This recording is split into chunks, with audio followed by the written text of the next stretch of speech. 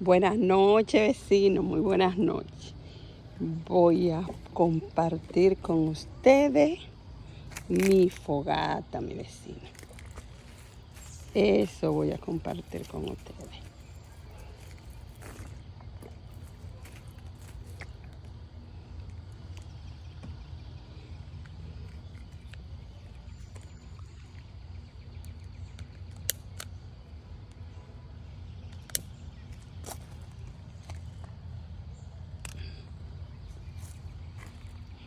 Ya empezó a anochecer y mi esposito y yo nos queremos quedar un poco en el patio. Y vamos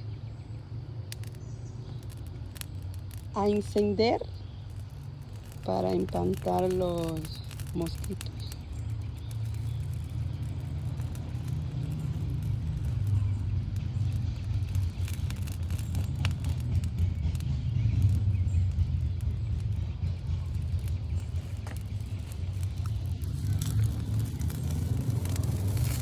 Uy, mira, Karina, mira.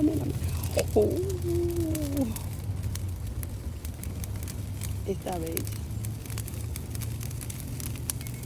Está preciosa.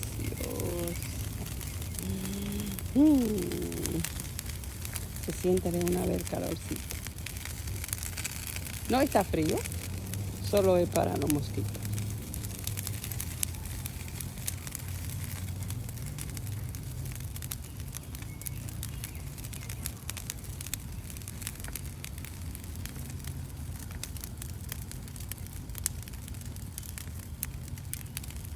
Uy.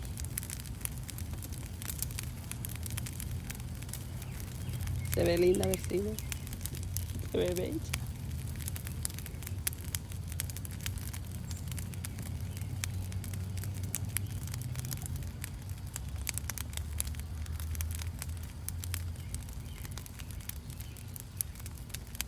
Bella.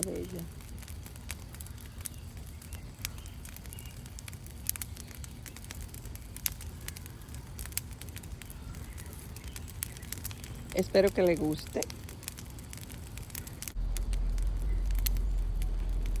Gracias por compartir conmigo. Gracias por ver mi video.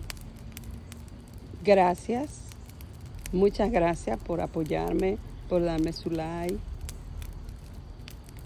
Cuídense, quiéranse mucho.